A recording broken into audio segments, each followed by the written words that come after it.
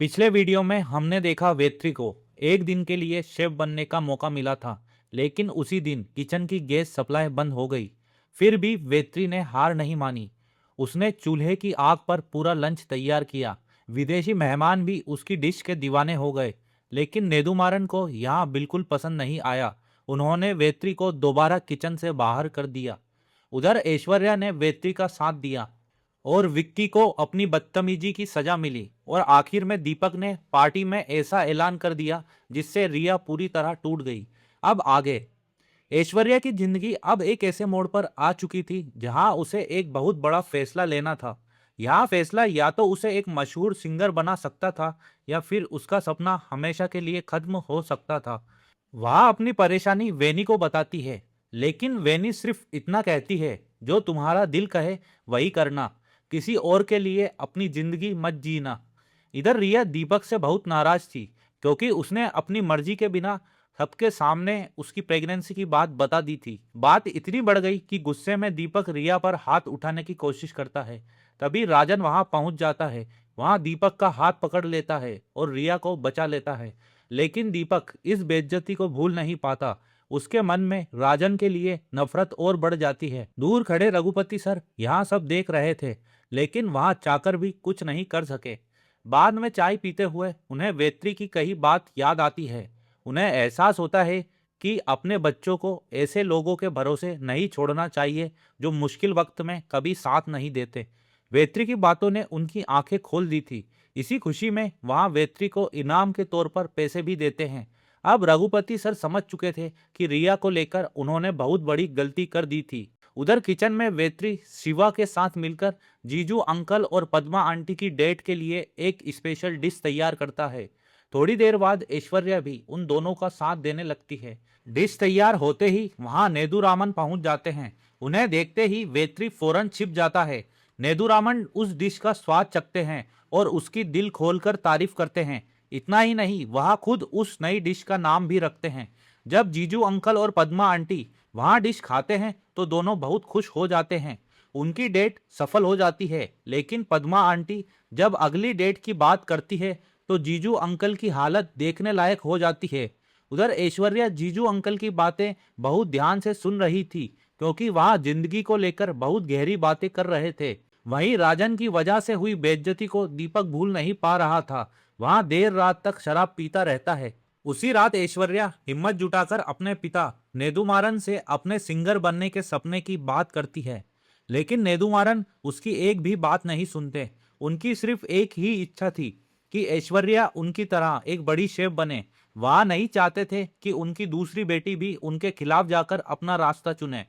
अपने पिता की बात सुनकर ऐश्वर्या अपने सपने को दिल में ही दफन कर देती है। वहीं दूसरी तरफ जीजू अंकल अपनी पहली डेट के लिए ऐश्वर्या की गाड़ी लेकर बहुत खुशी खुशी निकल पड़ते हैं, लेकिन ऐश्वर्या अपनी स्कूटी को लेकर काफी परेशान थी। इसी बीच रघुपति सर अपनी पुरानी गलती सुधारने का फैसला करते हैं। वह रिया से माफी मांगते हैं और कहते हैं, आज के बाद तुम जो भी फैसला लोगी मैं हमेशा तुम्हारे साथ रहूंगा। लेकिन रिया का जवाब साफ था, यह मेरी लड़ाई है और इसे मुझे ही लड़ना होगा। रिया की बात सुनकर रघुपति सर का मन काफी हल्का हो जाता है। उधर नेदुमारन भी अपने सख्त व्यवहार के लिए रघुपति सर से माफी मांगते हैं, लेकिन रघुपति सर के मन में एक बात अब भी चुभ रही थी। उन्हें दुख था कि रिया की प्रेगनेंसी की खबर उन्हें किसी और से पता चली। उन्हें डर था कि शायद रिया के दिल में उनकी जगह पहले जैसी नहीं रही। तभी वेत्री रघुपति सर की पसंदीदा आइसक्रीम लेकर आता है। जैसे ही रघुपति सर आइसक्रीम खाने लगते हैं, नेदुमारन उसे सूंघकर ही रुक जाते हैं। वेत्री भी आइसक्रीम को सूंघता है और तुरंत कह देता है, इसमें शुगर ज्यादा है, ये आपके लिए ठीक नहीं। नेदुमारन भी उसकी बात की पुष्टि कर देते हैं, लेकिन रघुपति सर हैरान रह जाते हैं। आखिर वेत्री को सिर्फ खुशबू से इतनी बड़ी बात कैसे पता चल गई। वेत्री मुस्कुराते हुए कहता है, मैंने सिर्फ स्मेल से पता लगाया। रघुपति सर यही सवाल नेदुरामन से भी पूछते हैं, लेकिन नेदुमारन सच छिपा लेते हैं। वहां कहते हैं, शायद वेत्री ने कैरेमल की खुशबू से अंदाजा लगाया होगा। असल में अगर नेदुमारन सच बोल देते तो उन्हें यहाँ भी बताना पड़ता कि उन्हें खुद यह बात पहले क्यों नहीं समझ आई। रघुपति सर नेदुरामन की बातों से सब कुछ समझ चुके थे। नेदुमारन तुरंत वेत्री को वहां से भेज देते हैं। वेत्री के जाते ही रघुपति सर एक सवाल पूछते हैं, इतना टैलेंटेड लड़का आखिर किचन में क्यों नहीं है? नेदुमारन कोई जवाब नहीं देते। तभी रघुपति सर सिर्फ एक नाम लेते हैं, चिदम्बरम। यह नाम सुनते ही नेदुमारन के चेहरे का रंग उड़ जाता है। उधर विक्की भी अब वही सब झेल रहा था जो वहां पहले रूम सर्विस वालों के साथ करता था। वेनी उसे लेकर काफी परेशान थी। तभी विक्की गुस्से में किचन पहुंचता है और बिल में गड़बड़ी का आरोप सीधे वेनी पर लगा देता है। उसे लगता था कि वेनी जानबूझकर उसे फंसा रही है, लेकिन ऐश्वर्या बीच में आ जाती है और विक्की को उसकी गलती का एहसास कराती है। तभी वेत्री भागता हुआ वहां पहुंचता है। वहां बताता है कि जीजू अंकल अस्पताल में भर्ती हैं। यहाँ सुनते ही वेत्री और ऐश्वर्या फौरन अस्पताल पहुंचते हैं। वहां पता चलता है कि आइसक्रीम खाने की वजह से उनकी तबीयत बिगड़ गई थी। लेकिन अस्पताल से निकलते ही जीजू अंकल फिर से पद्मा आंटी के साथ डेट पर निकल पड़ते हैं। उधर ऐश्वर्या की चिंता अब भी अपनी स्कूटी को लेकर थी। उसे डर था कि अगर स्कूटी को कुछ हो गया तो उसके पापा उसे बिल्कुल नहीं छोड़ेंगे। वेत्री और ऐश्वर्या दोनों जीजू अंकल का पीछा करते हैं, लेकिन अपनी डेट में व्यस्त जीजू अंकल वेत्री को ही डांट देते हैं। इसी दौरान एक बड़ा हादसा हो जाता है। पद्मा आंटी की छुप छुपाकर चल रही डेट उनकी बेटी के सामने आ जाती है। वह अपनी मां पर बहुत गुस्सा करती है। यह सब देखकर जीजू अंकल भी बहुत दुखी हो जाते हैं। उन्होंने कुछ और सोचा था, लेकिन हो कुछ और ही रहा था। उसी रात वेत्री एक नशे में धुत आदमी से उलझ जाता है। उसे लगता है कि सामने वाला नशे में है, इसीलिए वहां उसे बहुत खरी खोटी सुना देता है। लेकिन जैसे ही उस आदमी का नशा उतरता है, वह अपनी धमकी सच कर देता है। वहां वेत्री का ठेला अपने साथ ले जाता है। वेत्री उसे बहुत रोकने की कोशिश करता है, लेकिन वहां एक नहीं सुनता। अब सिर्फ वेत्री ही नहीं, अक्का आंटी की रोजी रोटी भी छिन चुकी थी। वेत्री के पास अब सिर्फ पछतावा बचा था। इसके बाद किचन में वेट्री एक बिल्कुल नई डिश बनवाने के लिए आया था, जिसको खुद रघुपति सर ने बनाने को बोला था। इस बात पर जॉन सर और नेदुरामन दोनों को भरोसा नहीं था, इसीलिए वहां इस बात को पक्का करने के लिए रघुपति सर को कॉल करते हैं। पक्का होने के बाद नेदुमारन उस डिश को बनाकर खुद रघुपति सर के पास लेकर जाते हैं। मगर यहीं पर एक नया ट्विस्ट आता है। दरअसल रघुपति सर इस डिश को परखने के लिए वेट्री को बुलाते हैं। यहाँ हमें पता चलता है कि यहाँ डिश असल में रघुपति सर की नहीं, बल्कि यहाँ डिश वेट्री की थी, जिसको नेदुमारन ने बनाई थी। इस बार फिर से नेदुमारन का खून जल जाता है, मगर इस बार अकेले वेट्री ने नहीं, बल्कि वेट्री और रघुपति सर दोनों ने मिलकर जलाया था। अब इस बात को जानकर जॉन सर बहुत खुश होते हैं कि वेट्री ने नेदुरामन से यहाँ सूप बनवाया था। वहीं इधर पद्मा आंटी जाने से पहले एक आखिरी बार जीजू अंकल से मिलने आती है। अपनी बेटी के लाख मना करने के बावजूद दोनों एक दूसरे से दिल की सारी बातें करते हैं और फिर से मिलने का वादा करते हैं। पद्मा आंटी वहां से चली जाती है, लेकिन उनके जाने के बाद जीजू अंकल अंदर से पूरी तरह टूट जाते हैं। उधर आज ऐश्वर्या का बड़ा शो था, लेकिन एक नई परेशानी खड़ी हो गई। उसका गिटारिस्ट आया ही नहीं। तभी उसकी नजर वेत्री पर पड़ती है और उसे एक आइडिया आता है। वहां वेत्री से गिटारिस्ट बनने की रिक्वेस्ट करती है। वेत्री थोड़ा झिझक के बाद मान जाता है, लेकिन उसके मन में एक डर भी था, कहीं ऐश्वर्या उससे किसी पुरानी बात का बदला तो नहीं ले रही। खैर, शो शुरू होता है और ऐश्वर्या की परफॉर्मेंस सबका दिल जीत लेती है। वेत्री भी गिटार बजाने की ऐसी एक्टिंग करता है कि किसी को जरा भी शक नहीं होता। शो खत्म होने के बाद एक लड़की वेत्री की जमकर तारीफ करती है और वेत्री भी अपने बारे में बड़ी बड़ी बातें करने लगता है। लेकिन तभी ऐश्वर्या वहां पहुंच जाती है और पूरा सीन एक पल में बदल जाता है, क्योंकि वहां लड़की कोई और नहीं बल्कि ऐश्वर्या की बड़ी बहन थी। अब वेत्री की अच्छी खासी फजीहत हो चुकी थी। उसी दौरान ऐश्वर्या वेत्री से दोनों बहनों की फोटो खींचने के लिए कहती है, लेकिन फोटो लेते समय नेदुरामन का कॉल आ जाता है।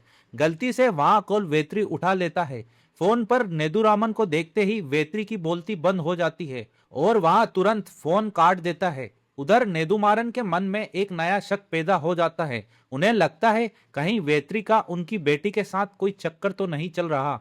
हालांकि वहां उस समय कुछ नहीं कहते, लेकिन रास्ते में इस बात का जिक्र जरूर करते हैं। तब ऐश्वर्या बड़ी समझदारी से पूरी बात संभाल लेती है। आगे वेत्री ऐश्वर्या से उसकी बड़ी बहन के बारे में पूछता है।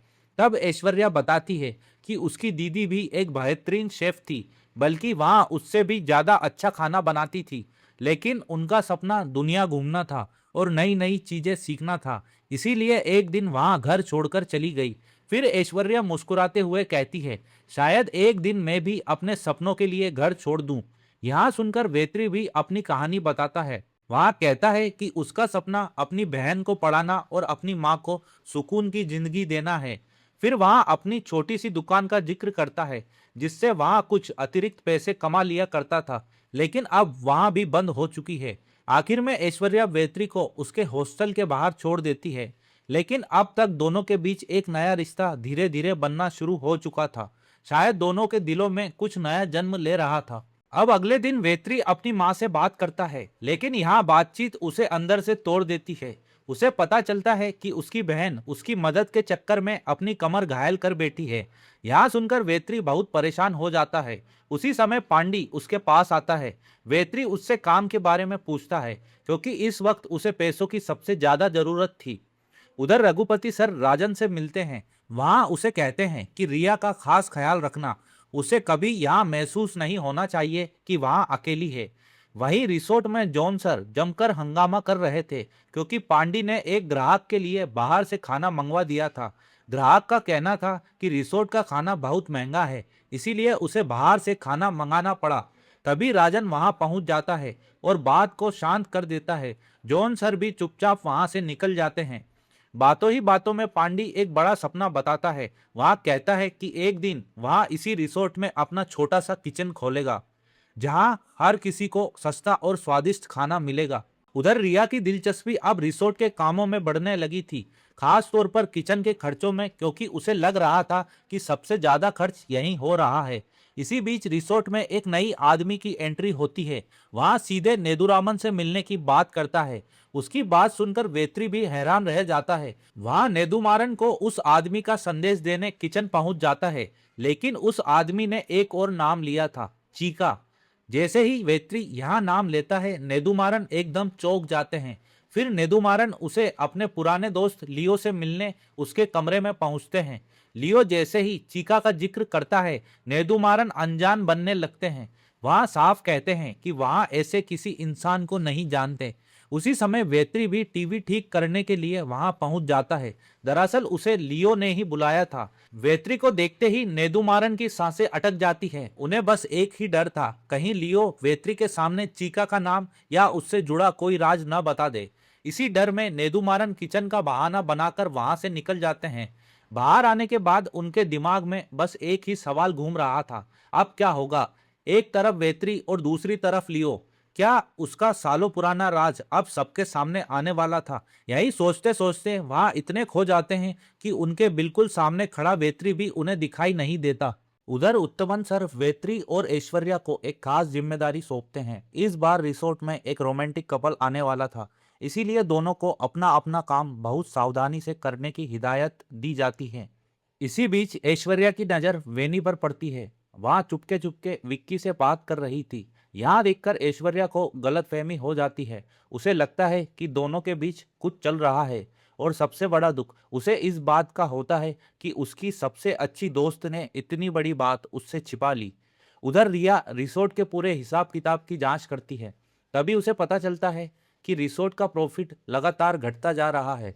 जब वहां इसकी वजह पूछती है तो राजन बताता है कि सबसे ज्यादा खर्च किचन की वजह से हो रहा है। रिया कहती है कि इस बारे में नेदुमारन से बात करनी चाहिए, लेकिन राजन बेबस होकर कहता है, वो सुनेंगे तब ना। रिया तुरंत जवाब देती है, तो फिर मैं उनसे खुद बात करूंगी।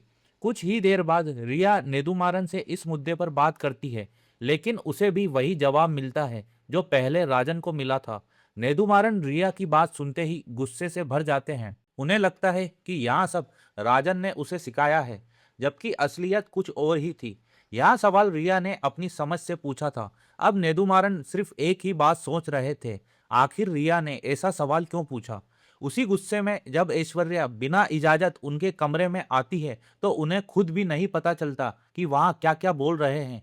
वैसे भी लियो की बात उन्हें पहले से परेशान कर रही थी, क्योंकि लियो ने एक बार फिर चीका की डिश बनाने की मांग रख दी थी।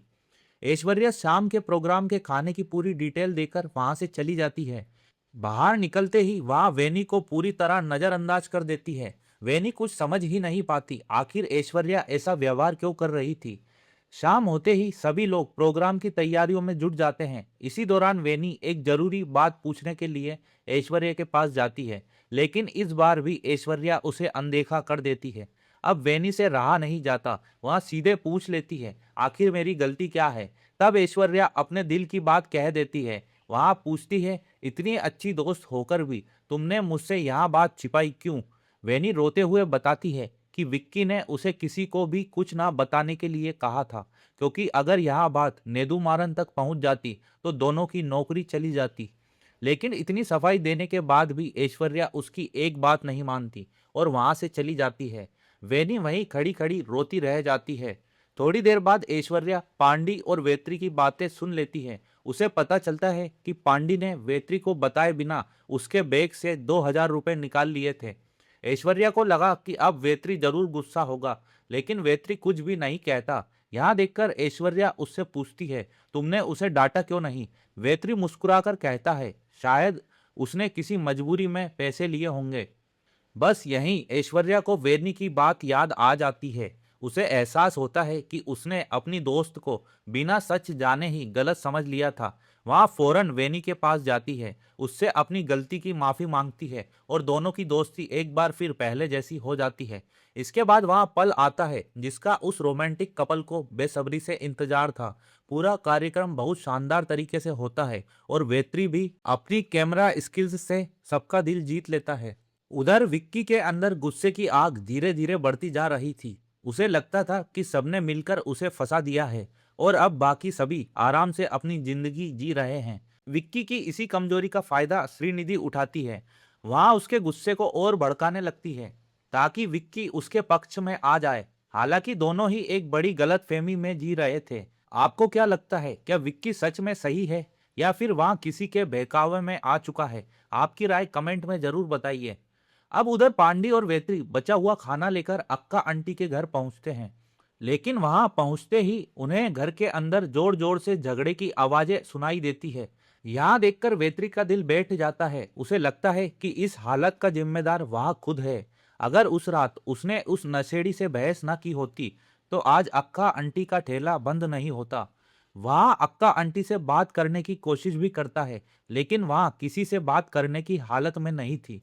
तभी वेत्री को पांडी की कही हुई बात याद आती है, क्यों ना रिसोर्ट के अंदर ही एक छोटा सा किचन शुरू किया जाए। बस यहीं से दोनों इस आइडिया पर काम शुरू कर देते हैं। पांडी वेत्री के हौसले को और बढ़ाता है और वेत्री भी पूरी तरह तैयार हो जाता है।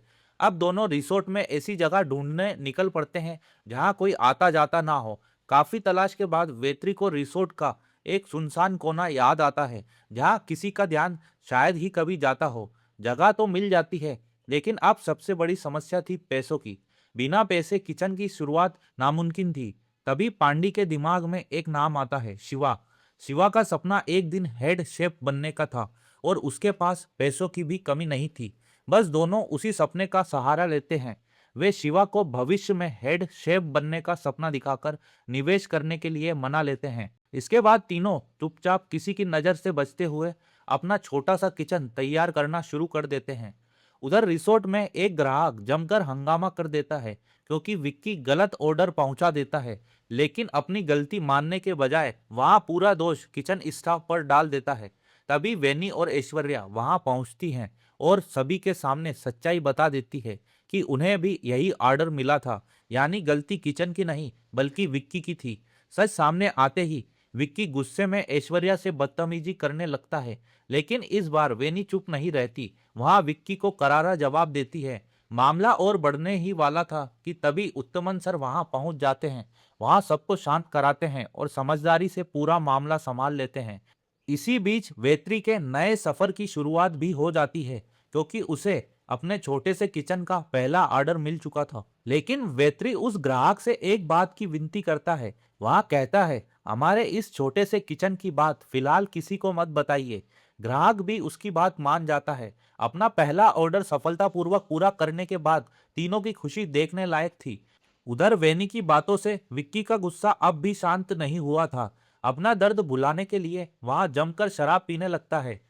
तभी श्रीनिधि वहां पहुंचती है। वहां विक्की के हाथ से शराब की बोतल छीन लेती है और कहती है, मैं तुम्हारे साथ हूँ। बस इतना सुनते ही विक्की उसे गले लगा लेता है। और यहीं श्रीनिधि चाहती भी थी। उधर उत्तमन सर वेत्री को 4 तौलिए एक कमरे में पहुंचाने के लिए कहते हैं। वेत्री तौलिए लेने जाता है, लेकिन वहां विक्की पहले से मौजूद था। मौका मिलते ही वहां फिर से वेत्री पर अपनी धौंस जमाने लगता है, लेकिन इस बार भी वेत्री जरा भी नहीं डरता। तभी उत्तमन सर वहां पहुंच जाते हैं। वहां विक्की को सख्त चेतावनी देते हैं, क्योंकि वहां पहले ही अपनी गलती की सजा भुगत रहा था। इसी बीच शिवा सबको टॉफियां बांट रहा था। आज उसका जन्मदिन था। शाम को उसने अपने सभी दोस्तों के लिए एक पार्टी रखी थी। तभी वेनी शिवा से पूछती है, क्या तुमने विक्की को भी बुलाया है? शिवा कहता है, हाँ, उसे भी बुलाया है। लेकिन शिवा विक्की और श्रीनिधि की बढ़ती नजदीकियों को देखकर थोड़ा परेशान जरूर था। उधर विक्की पार्टी में जाना ही नहीं चाहता था, क्योंकि उसे लगता था कि वहां उसके दुश्मन मौजूद होंगे। हालांकि असल में यहाँ सिर्फ उसकी गलतफहमी थी। लेकिन श्रीनिधि उसे समझाकर पार्टी में चलने के लिए मना लेती है। और धीरे धीरे उसकी चाल भी काम करने लगी थी। शाम को पार्टी शुरू होती है। लगभग सभी लोग वहां मौजूद थे। बस विक्की का इंतजार था। कुछ देर बाद वहां भी पहुंच जाता है, जिसका वेनी को सबसे ज्यादा इंतजार था। लेकिन जैसे ही वेनी विक्की को श्रीनिधि के साथ देखती है, उसका दिल टूट जाता है। दुख में वहां बहुत ज्यादा शराब पी लेती है। नशा चढ़ते ही वहां विक्की से बहस करने लगती है। बात इतनी बढ़ जाती है कि विक्की वेनी पर हाथ उठाने की कोशिश करता है, लेकिन तभी वेत्री बीच में आ जाता है और विक्की को रोक देता है। अब वेत्री से यहाँ सब तमाशा देखा नहीं जा रहा था। यहाँ सब ऐश्वर्या भी देख रही थी। वह वेत्री को वहां से बाहर ले जाती है, लेकिन उन्हें चैन वहां भी नहीं मिलता, क्योंकि थोड़ी देर बाद पांडी भागता हुआ आता है और विक्की और वेनी के बीच फिर से हुए झगड़े की खबर देता है। असल में वेनी को इस बात का दुख नहीं था कि विक्की उससे नाराज है। उसे सबसे ज्यादा तकलीफ इस बात से थी कि श्रीनिधि अब विक्की के बहुत करीब आ चुकी थी, और यही बात उसे बिल्कुल भी पसंद नहीं आ रही थी। दूसरी तरफ विक्की अब श्रीनिधि के खिलाफ एक शब्द भी सुनने को तैयार नहीं था। हालांकि वेत्री उसे उसकी हरकत के लिए चेतावनी जरूर देता है। अगली सुबह विक्की रात की गलती के लिए किचन में आकर वेनी से माफी मांगता है, लेकिन वेनी पूरी गलती खुद पर ले लेती है। इसी दौरान किचन में उसकी नजर किसी को तलाश रही थी, लेकिन वहां किसे ढूंढ रही थी, यहाँ अभी भी एक रहस्य बना हुआ था। उधर रिया रिसोर्ट के बढ़ते हुए फूड कॉस्ट को लेकर काफी गंभीर हो चुकी थी। लेकिन राजन का कहना था कि जब तक नेदुमारन अपने फैसले नहीं बदलेंगे, तब तक इस समस्या का हल होना पॉसिबल नहीं है। लेकिन रिया अपने फैसले पर पूरी तरह अड़िग थी। इसीलिए वहां राजन से कहती है कि इन्वेस्टर्स के साथ एक मीटिंग रखी जाए, और खास तौर पर जॉन सर और नेदुमारन को उस मीटिंग में जरूर बुलाया जाए।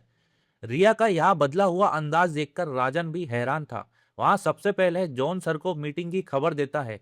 उधर वेत्री लियो के लिए खाना लेकर पहुंचता है, लेकिन लियो एक निवाला खाते ही कहता है कि उसे वहां स्वाद नहीं मिला जिसकी उसे तलाश थी। यह बात सुनकर वेत्री अपने छोटे से सीक्रेट किचन के बारे में सोचने लगता है। वहां लियो को अपना मेन्यू दिखाने ही वाला था, लेकिन उसी समय नेदुमारन वहां आ जाते हैं। उन्हें देखते ही वेत्री घबरा जाता है और उसके हाथ से मेन्यू कार्ड गिर जाता है। किस्मत अच्छी थी कि नेदुमारन के देखने से पहले ही वहां उसे उठा लेता है। फिर भी कुछ पल के लिए वेत्री की सांसें थम जाती है। उधर रिसेप्शन पर रिसेप्शनिस्ट वेनी और ऐश्वर्या के हाव भाव ध्यान से देख रही थी। ऐसा लग रहा था जैसे वहां दोनों के मन की बात जानना चाहती हो, लेकिन उसकी असली मंशा क्या थी, यह अभी साफ नहीं था। इसी बीच जॉन सर नेदुमारन को आने वाली मीटिंग के बारे में बताते हैं। मीटिंग का नाम सुनते ही नेदुमारन का पारा चढ़ जाता है, क्योंकि इस मीटिंग का मकसद था फूड कॉस्ट कम करना, और नेदुमारन यहाँ बिल्कुल नहीं चाहते थे। उन्हें डर था कि अगर खर्च कम करने की बात मान ली गई, तो वहाँ अपनी मर्जी से खाना नहीं बना पाएंगे। आखिर खर्च तो रघुपति सर का होता था, लेकिन नाम नेदुमारन का बनता था। उधर वेत्री अपने सीक्रेट किचन में एक ग्राहक का ऑर्डर तैयार कर रहा था। तभी उसके पास एक जरूरी फोन आता है। वहां बनती हुई डिश पांडी को संभालने के लिए कहकर थोड़ी देर के लिए चला जाता है, लेकिन पांडी मोबाइल में इतना उलझ जाता है कि पूरी डिश जल जाती है। अब ऑर्डर देने में पहले ही काफी देर हो चुकी थी। इसीलिए वेत्री एक नया फैसला लेता है। वह वही डिश बनाता है जो बचपन में उसके पिता उसके लिए बनाया करते थे। दिल से बनाई गई वह डिश तैयार होने के बाद वेत्री उससे ग्राहक तक पहुंचाने के लिए पांडी को दे देता है। लेकिन रास्ते में पांडी का सामना उत्तमन सर और विक्की से हो जाता है। उसी समय एक ग्राहक की तबीयत खराब हो जाती है। उत्तमन सर पांडी से कहते हैं कि पहले उस ग्राहक को संभालो और खाना फिलहाल विक्की की टेबल पर रख दो। बस यहीं से एक बहुत बड़ी मुसीबत जन्म ले लेती है। वेत्री की बनाई हुई डिश जिसे एक दूसरे ग्राहक तक पहुंचाना था, वहां गलती से किसी और के पास पहुंच जाती है। लेकिन यहाँ कोई हादसा नहीं था, इसके पीछे विक्की की चाल थी। बदला लेने के लिए उसने जानबूझकर ऑर्डर बदल दिया था और अब इस गलती की पूरी मार वेत्री पर पड़ने वाली थी। लेकिन विक्की की चाल यहीं खत्म नहीं हुई। वहां वेत्री की बनाई हुई डिश जिस ग्राहक तक पहुंचानी थी, उसे वहां भेजने के बजाय सीधे लियो के पास पहुंचा देता है। और यहीं उसकी सबसे बड़ी गलती साबित होने वाली थी, क्योंकि लियो पहले से ही चीका की डिश का दीवाना था। जैसे ही वह शराब के नशे में उस डिश का पहला निवाला खाता है, वह एकदम हैरान रह जाता है। अगले ही पल वहां लगभग पागलों की तरह दौड़ता हुआ सीधा किचन की तरफ भागता है। आखिर उस डिश में उसे वही स्वाद मिला था जिसकी वहां कई सालों से तलाश कर रहा था, चीका का स्वाद। उधर पांडी अपनी डिश लेने वापस आता है, लेकिन वहां पहुंचकर उसके पैरों तले जमीन खिसक जाती है, क्योंकि वहां डिश पहले ही किसी और को परोसी जा चुकी थी। अब पांडी की भी सांसें अटक जाती है। इधर लियो बार बार सिर्फ एक ही नाम दोहरा रहा था, चीका चीका, और उसी नाम को पुकारते हुए वहां सीधे किचन में पहुंच जाता है। लियो को इस हालत में देखकर पांडी भागता हुआ वेत्री के पास आता है। उसे लगता है कि शायद खाना खराब होने की वजह से लियो शिकायत करने पहुंचा है, लेकिन असल वजह कुछ और ही थी। किचन में पहुंचकर लियो चीका के बारे में पूछने लगता है, लेकिन ना तो जॉन सर उसकी बात को गंभीरता से लेते हैं और ना ही नेदुमारन। दोनों को लगता है कि लियो नशे में उल्टी सीधी बातें कर रहा है, इसीलिए मामला वहीं का वहीं रह जाता है और फिलहाल वेत्री और पांडी बच जाते हैं। लेकिन इस घटना के बाद दोनों के दिलों में एक नया डर घर कर चुका था। आखिर अगर लियो को सच का पता चल गया तो क्या उनके सीक्रेट किचन का राज सबके सामने आ जाएगा, या फिर चीका का नाम नेदुमारन के सालों पुराने किसी छिपे हुए सच का पर्दाफाश करने वाला है। आपको क्या लगता है? आपकी राय कमेंट में जरूर बताइए। और आपको मेरा एक्सप्लेनेशन अच्छा लगा हो तो वीडियो को लाइक करना और चैनल को सब्सक्राइब करना मत भूलना। मिलते हैं इसके अगले पार्ट में। Thank you for watching.